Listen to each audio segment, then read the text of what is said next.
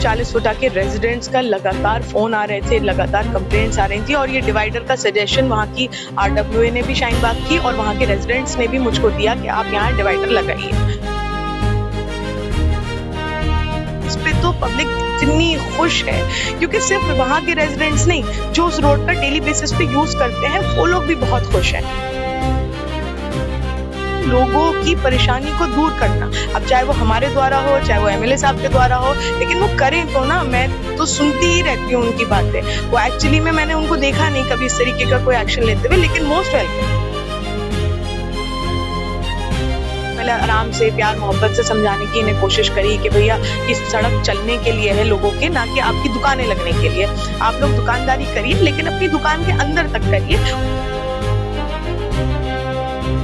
Hi everyone, this is Arabic, a unique restaurant blending the rich flavors of Arabic, Turkish and Mughlai cuisines. And yes, we are going viral for our kunafas. Soft, creamy, crispy and the best you'll find in Delhi. But that's not all. We also offer premium wedding catering, bringing royal Middle Eastern hospitality to your big day. From grand buffets to live kunafa stations, we create luxurious, unforgettable experiences that your guest will rave about.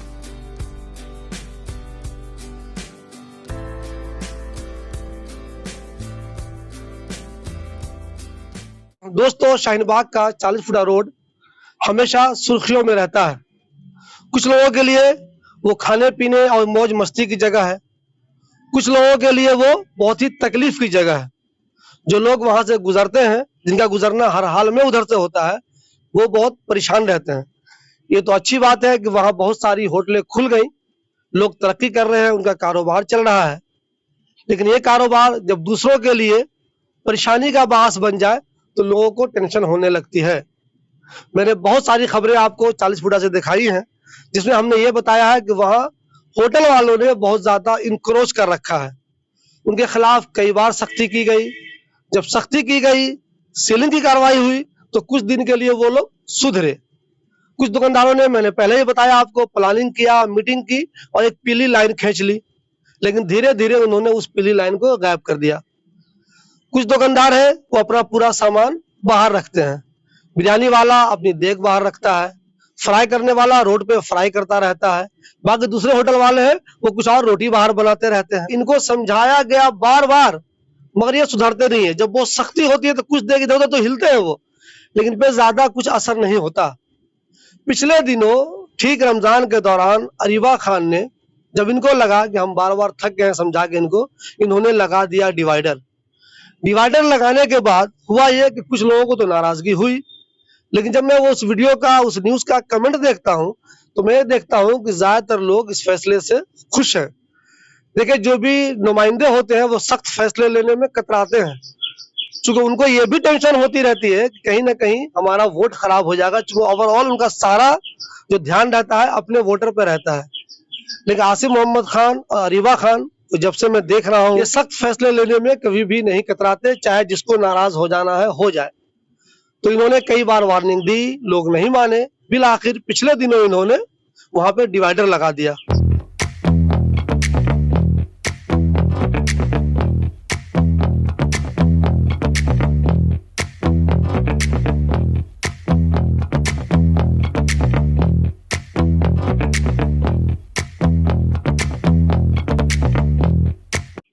Areeba, आपने वहां पे divider लगा दिया, पहले ceiling भी की थी, उस डर से लोगों ने पीली लाइन भी दे दी थी, कई बार मीटिंग हुई, गार्ड भी रखना शुरू किया था, लेकिन आपने वहां पे लगा दिया डिवाइडर। तो क्या डिवाइडर की कोई प्लानिंग चल रही थी पहले से, या अचानक कोई ध्यान आया, आप नाराजगी कुछ हुआ ऐसे कि नहीं आप तो कोई इलाज इनका कुछ नहीं, आज डिवाइडर लगा ही देते हैं? क्यों लगाया अचानक? देखिए शिव भाई, मैं जब से काउंसलर बनी हूँ, हमारा क्योंकि अनऑथराइज्ड एरिया है, हम बहुत कुछ, तो एमसीडी की लिमिटेशंस होती हैं अनऑथराइज्ड एरिया में, बहुत कुछ आपका जुरिस्डिक्शन और लिमिटेशन, मतलब काम करने का एक दायरा होता है, लिमिटेशंस होती हैं। तो जो हम जिन चीज़ों पे काम कर सकते हैं, सैनिटेशन है, उसमें एक बड़ा मुद्दा इंक्रोचमेंट का भी है। लेकिन क्योंकि वही बात है, अनऑथराइज्ड है, यहाँ गाड़ियाँ सड़कों पर बहुत खड़ी होती हैं, ये भी बड़ी कंप्लेंट है, लोगों के पास पार्किंग नहीं है, यहाँ एमसीडी की लैंड नहीं है जिसपे हम पार्किंग बना सकें। दिल्ली सरकार हमें लैंड प्रोवाइड करती नहीं है। तो ये बहुत हमें इश्यूज आते हैं, लेकिन हम लगातार इस पे काम कर रहे हैं। और जैसे कि 2 रोड्स हैं जो बहुत हाईलाइटेड रहती हैं, एक 6 नंबर टोकन नंबर 6 और एक 40 फुटा रोड, जिसपे इंक्रोचमेंट की बहुत ज्यादा कंप्लेंट रहती हैं। और क्योंकि चौड़ी रोड्स हैं और इस पे आवागमन बहुत रहती है गाड़ियों की, तो लोगों की ज्यादा डिमांड रही है कि इन 2 रोड्स पर आप एक्शन लें। हम लगातार, जब से मैं काउंसलर बनी हूँ, हम इस पे काम कर रहे थे। आपने भी शायद कवर किया था कई बार के हमने पहले चालान भी कराए। देखिए, एक स्टेप बाय स्टेप प्रोसीजर होता है, कोई पहले दिन ही जाके सीधा कोई एक्शन नहीं ले लेता है। हमने, जब मैं काउंसलर बनी, हमने पहले आराम से प्यार मोहब्बत से समझाने की इन्हें कोशिश करी कि भैया इस सड़क चलने के लिए है लोगों के, ना कि आपकी दुकानें लगने के लिए। आप लोग दुकानदारी करिए, लेकिन अपनी दुकान के अंदर तक करिए। और अगर ठीक है, थोड़ा गुंजाइश, देखिए हम भी किसी के ऊपर बिना वजह की सख्ती नहीं करने पे यकीन रखते। अगर थोड़ी गुंजाइश है, आप 2 फीट 3 फीट तक भी चलिए, सड़क पर निकाल सकते हैं, लेकिन उससे ज्यादा आप सड़क मत घेरिए।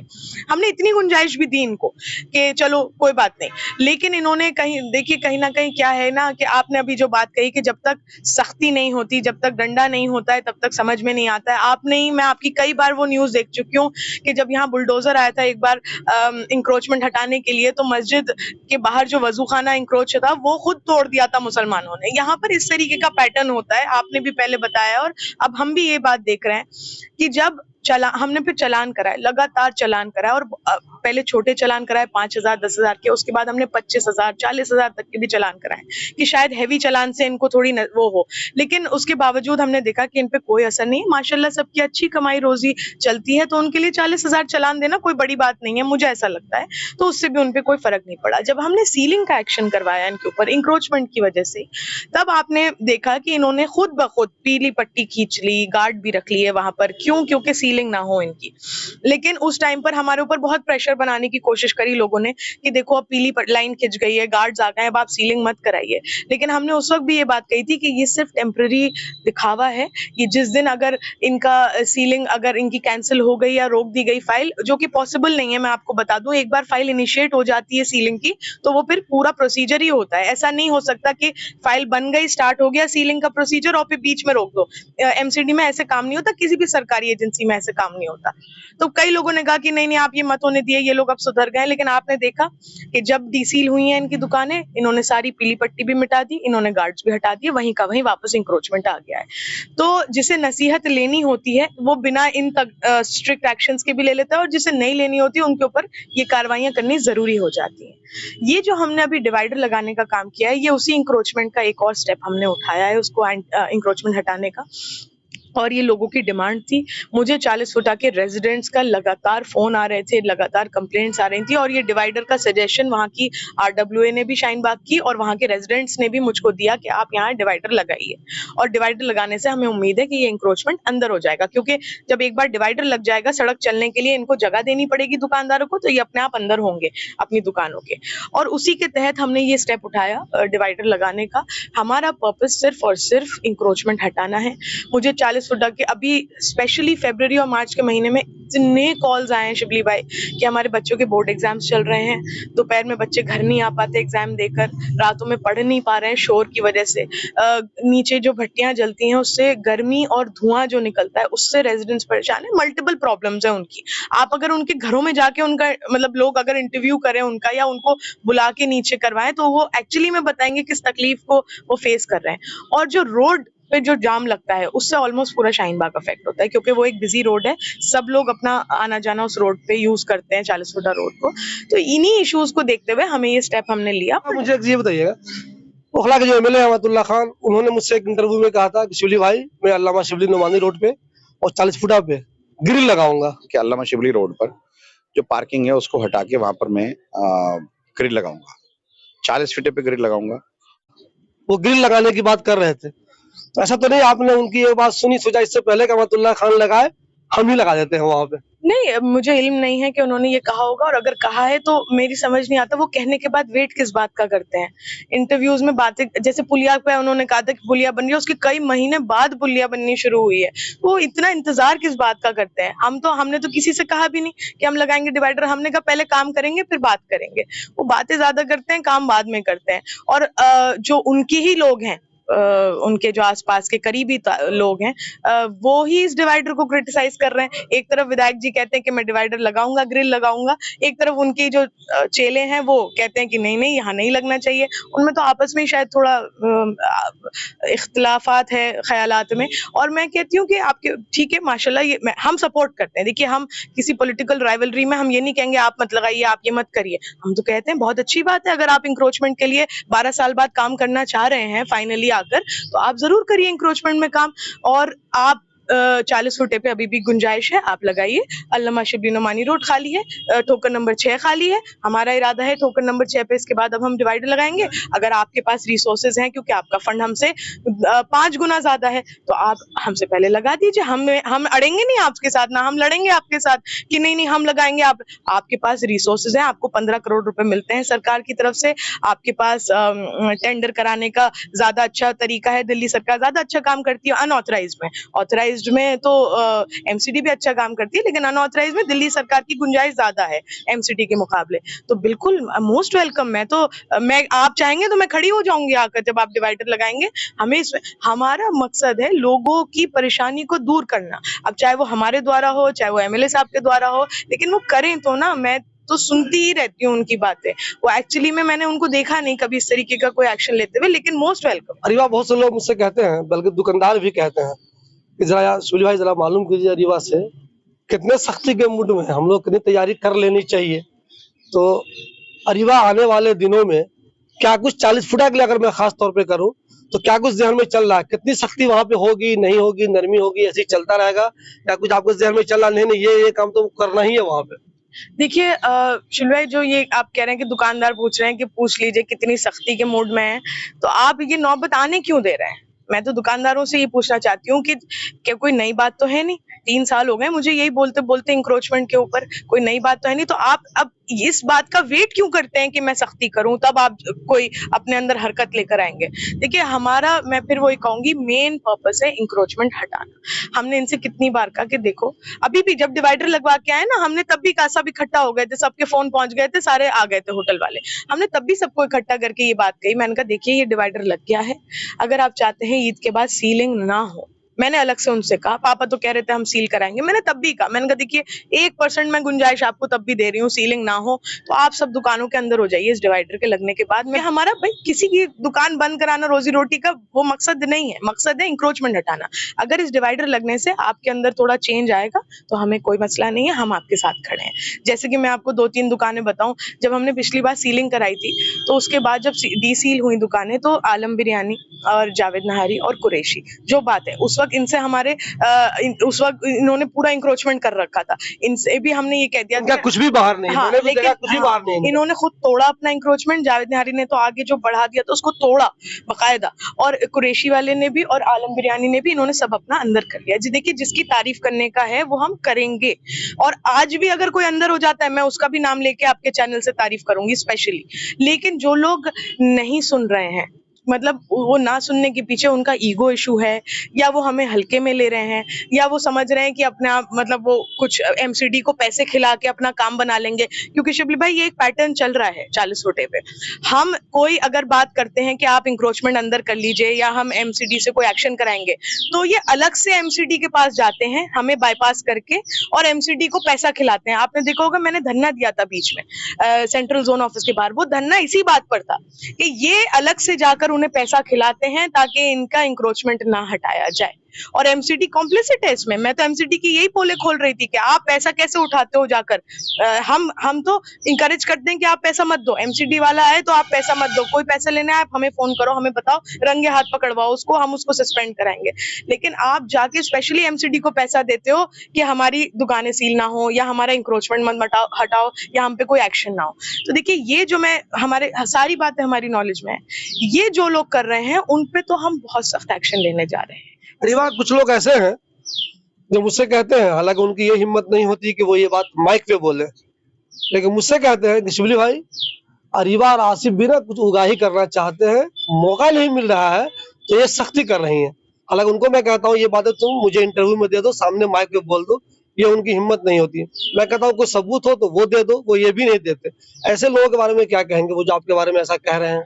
देखिए शिवराज, दो तरह के लोग हैं जो ये बात करते हैं मेरे ख्याल से। एक तो ये मार्केट वाले ही हैं जो ये बातें करते हैं, क्योंकि अब कुछ तो कहेंगे ही, उनके ऊपर सख्ती करी जा रही है तो किसी तरह तो छटपटाहट उनकी दिखाई देगी। और दूसरे जो हमारे ऑपोजिशन के लोग हैं वो इस तरह की बातें करते हैं क्योंकि उनसे हजम नहीं होता अगर इलाके में कोई अच्छा काम हो।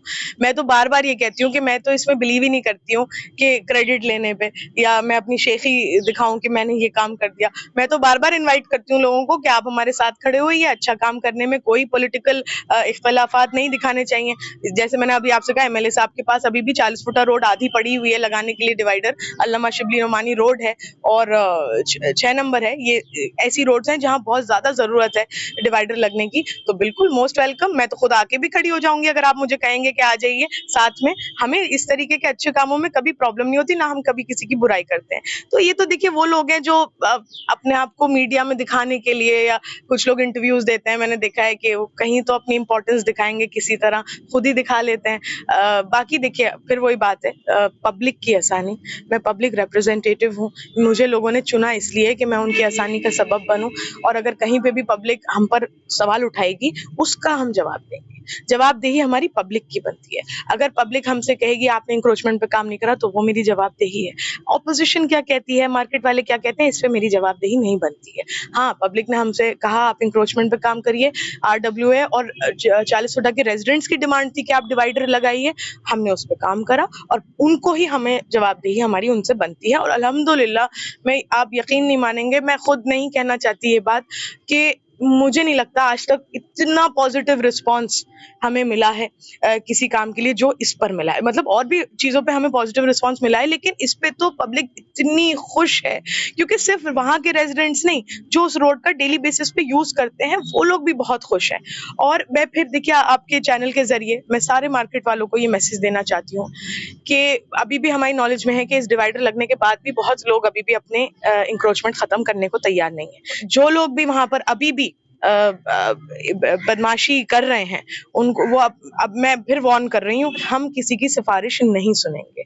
अगर आप ये वेट कर रहे हैं ना कि एक बार फाइलें बननी शुरू हो जाएं फिर हम सिफारिशें बता देंगे और हम फिर इंक्रोचमेंट अंदर कर लेंगे, तो एक बार जब फाइल बननी स्टार्ट हो गई ना तो वो रुक नहीं सकती। ये एक सरकारी प्रोसीजर होता है, मैं भी नहीं रोक सकती एज अ काउंसलर उसको। वो एक प्रोसीजर होता है, वो एक बार स्टार्ट हो गया तो वो मुकम्मल होके ही खत्म होगा। तो मैं फिर वार्न कर रही हूँ कि आप लोग अंदर हो जाइए, वरना इतना सख्त एक्शन होगा कि जब एक बार तो ये सील हो गई हैं दुकानें, जब दोबारा सील होंगी तो साल भर से पहले ये खुल नहीं पाएंगी दुकानें। चाहे आप फिर कितने भी एफिडेविट जमा कर दीजिए, कितने भी आप बॉन्ड जमा कर दीजिए, ये दुकानें साल भर से पहले खुल नहीं पाएंगी। जो मार्केट वाले हैं उनको भी नुकसान होगा, जो दुकानदार हैं जिन्होंने किराए पे दे रखी हैं दुकानें, ये उनके लिए भी मैं मैसेज दे रही हूँ कि या तो आप सख्ती करिए कि ये लोग बाहर ठिये ना लगाए, क्योंकि आपकी दुकान भी सफर करेगी। तो बात वहीं आके खत्म होती है कि इंक्रोचमेंट हटा लीजिए, आप पे कोई सख्ती नहीं होगी, उल्टा हम आपके साथ खड़े होंगे। लेकिन अगर आप बदमाशी दिखाते हुए इंक्रोचमेंट पे बिल्कुल आप सोचेंगे कि नहीं हम नहीं हटाएंगे, कुछ भी कर लो, तो ठीक है, फिर हम कुछ भी करके सख्त से सख्त एक्शन ले लेंगे।